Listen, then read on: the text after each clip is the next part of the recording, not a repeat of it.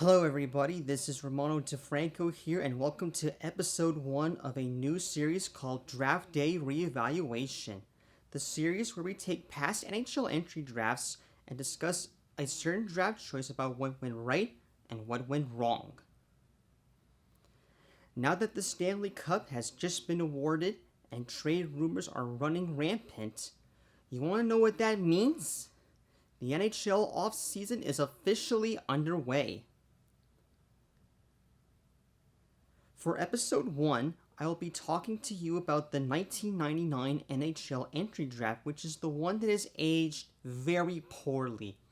That's because given the quantity of first round picks that were not so good, as well as the prospects that flunked their high sky potential, there's a good argument to be made that the NHL Entry Draft that year was horrible. Why was this draft an abysmal one? How many players didn't pan out well? And why were so many prospects who didn't even make it to the NHL to begin with? In order to discuss on how bad the draft was, let's take a look at every first round pick that was a horrendously awful bust, shall we? Let's start things off with the 27th overall draft choice, which was owned by the New Jersey Devils, and they used it to take Ari Ahonen. I'm sorry, what? Did you take a goalie who never even made it to the NHL? It was a good thing that they had Hall of Famer Martin Brodeur in goal this whole time, because had Ahonen led the Devils to their next 2 cups, they'd be left bitterly dissatisfied. The Finnish netminder, for the most part, did find his way to an NHL roster on many occasions, but you heard it here, Ahonen never even started a game in goal, and I really hope he made most of his work ethic on the bench because that was the closest he ever came at an NHL level. So I think it's 100% fair to say that the Devils wasted their premier pick. Sorry, Ahonen. I'm sorry, New Jersey. That pick sucked. Next is the 25th overall pick owned by the Colorado Avalanche, and they used it to select Mikhail Kulishov. Don't get me wrong. The Avs did a lot of things right during the late 1990s and early 2000s, but drafting Kulishov wasn't the best choice. After all, the Russian forward only played 3 games in the NHL level, all being the 2003-2004 season, before spending the rest of his career in the minors or overseas. Interestingly, Kulishov would hang up his skates just 7 years after he was drafted. Whether it's a late first rounder or not, that choice was not a good one. Next up is the 24th overall selection by the Toronto Maple Leafs, and they used it to select Luca Serida. You want to know why you haven't won the Cup since 1967, Leafs fans?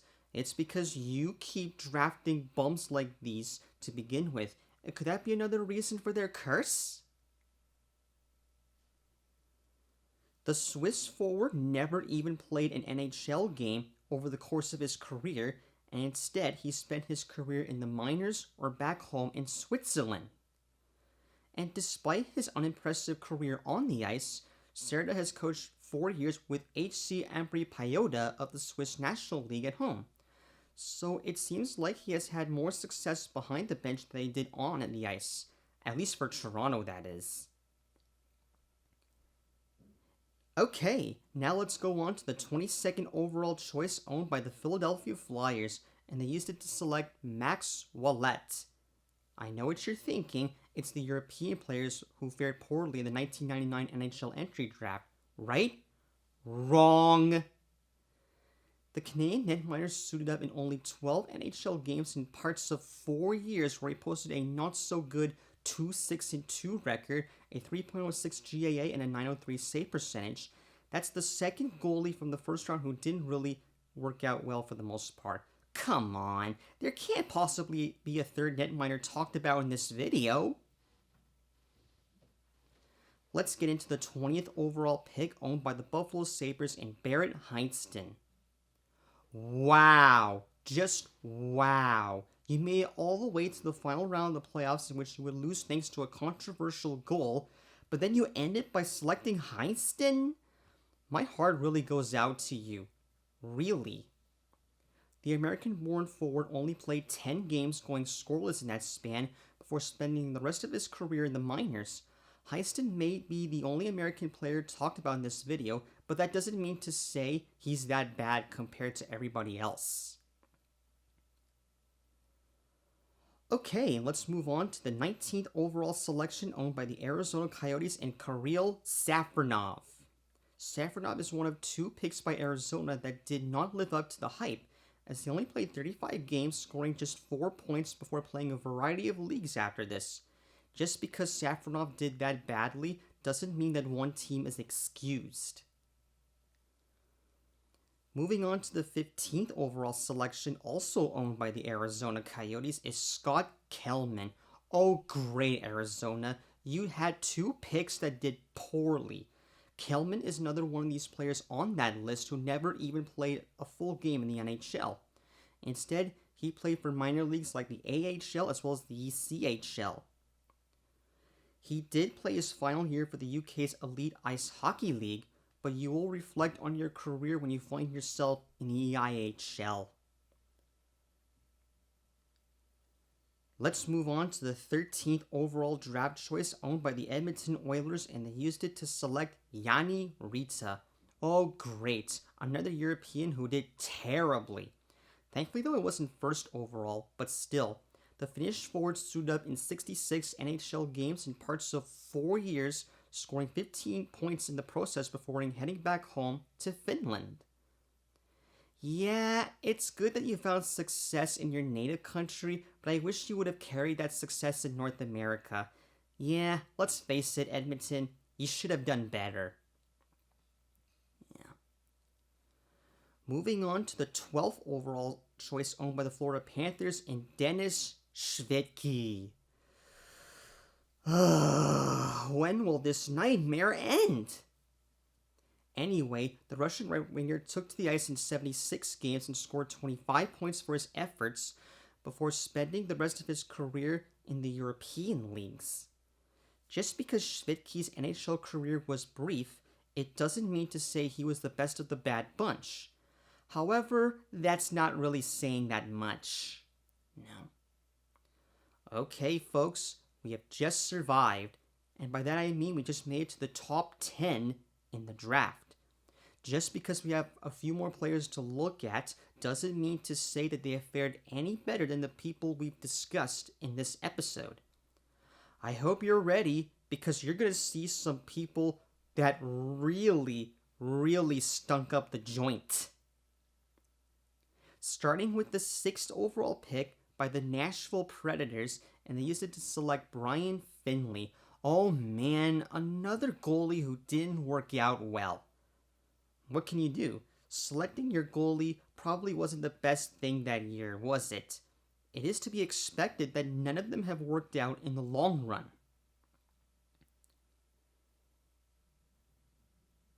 Finley played just 4 games where he posted an abysmal record of 0-2, a 4.70 GAA, and an .851 save percentage. I don't care how fancy the goaltending position is or how tough it is for a goalie to reach that potential. Posting horrendous stats like that as the 6th highest choice of your draft class is not acceptable. After all, Nashville had just completed their inaugural season, and Brian Finley was supposed to be a legitimate starting goalie, but was not. The only positive result from that story is that in the years since his retirement from professional hockey, Brian Finley works as a police officer in York, Ontario, so I think it's fair to say that Finley has found more success with law reinforcements than he did on the ice. The second last pick that went terribly was the 4th overall draft choice owned by the New York Rangers, and they used it to select Pavel Brendl.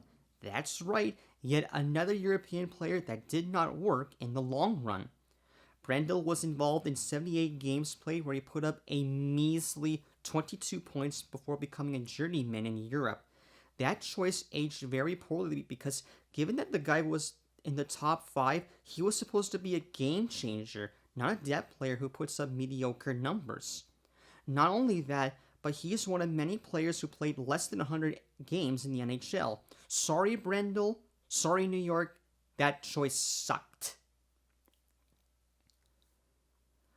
Okay, and we saved this pick the best for last. It's the first overall draft choice owned by the Atlanta Thrashers, and they used it to select Patrick Stefan. I did a video on this one way back when, but if you remember more than your empty net embarrassment rather than your career accomplishments, you know that your time in the NHL was a major, major disappointment. The Czech forward played 455 NHL games in parts of 7 years and scored 188 points for his efforts before handing up his skates following a 3-game stint with SC Bern in 07-08. Let's think about it for a minute. Stefan played more games than every player we discussed in this episode, and he scored more points, but considering that he was the best player in his age group and was taken as the first ever pick in the event, only 188 points in 455 games played is not good enough, plain and simple. I've said it before and I'll say it again, that Stefan's career was so bad that he has gone down in history as one of the worst first overall draft picks ever. Hell, even Alexander Day had a better career than Stefan did, but he was the biggest bust of the late 20th century. If Patrick isn't a perfect example of how horribly the 1999 NHL Entry Draft was, I don't know what to say. Anyways, of the 27 first-rounders of the 1999 NHL Entry Draft, 12 of them turned out to be disastrous busts due to them either playing minimal games or never even making it to begin with. That's almost half of the first round. This draft sucked so badly I had to limit myself to the players who played less than 100 games, excluding Patrick Stefan. And if that's not bad enough, 21 of the 27 people played in less than 500 NHL games in their respective careers. That takes up almost 80% of the first round. Yeah, that draft was awful. And with that being said, the 1999 NHL Entry Draft was once in a generation event for all the wrong reasons. And I know what you're thinking. Yes, it's worth mentioning that the first round did include some good ones too, like the Sedin twins were taken 2nd and 3rd overall, respectively, as well as Tim Connolly was taken 5th overall, Chris Beach was taken 7th overall, Taylor Pye was taken 8th overall, Oleg Sabrikin was taken 11th overall, Barrett Jackman was taken 17th overall, while fan favorite Martin Havlat was taken 26th overall. Even though the first round didn't work out for the most part, there was a lot of talent that appeared in the later rounds as well. For instance, Mike Commodore, Adam Hall, Jordan Leopold, and Matt Carkner were taken in the 2nd round of that year. Nicholas Hangman, Craig Anderson, Mike Comrie, Chris Kelly, and Francisek Kaberle were among the legendaries taken in the 3rd round. Ryan Malone and Ryan Miller were taken in the 4th and 5th rounds, respectively, and that's not even mentioning Radim Verbata, Martin Erat, and Henrik Zetterberg, all who were taken in the 7th round, and 2 of them had played in 1,000 games in their NHL career. As a matter of fact, of the 245 people who were taken in the 2nd round, or later than that, 89 of them made their NHL debut, and on top of that, of those 89 players, 40 of them played at least 100 NHL games, 15 of them played 500 NHL games, and 5 of them played at least 750 NHL games. That's very impressive considering that most late rounders were long shots to even make it to the big leagues to begin with, and let alone spend their careers in the show. Yeah.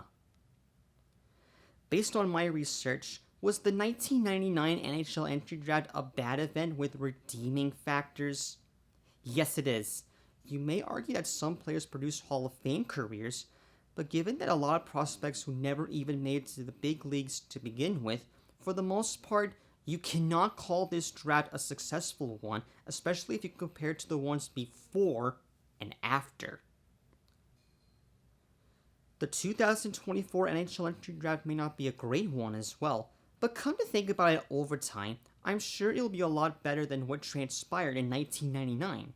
As a matter of fact, every pick would have to go from horribly wrong to being a complete train wreck. There's only 1% chance of that happening. This concludes my look on why the 1999 NHL Entry Draft was a horrible one. What did you guys think about this draft and players that were selected in it as well? Was it as bad as anyone thought it was? Also, is there another draft you want me to talk about? You can let me know in the comments down below, and I will see you next time.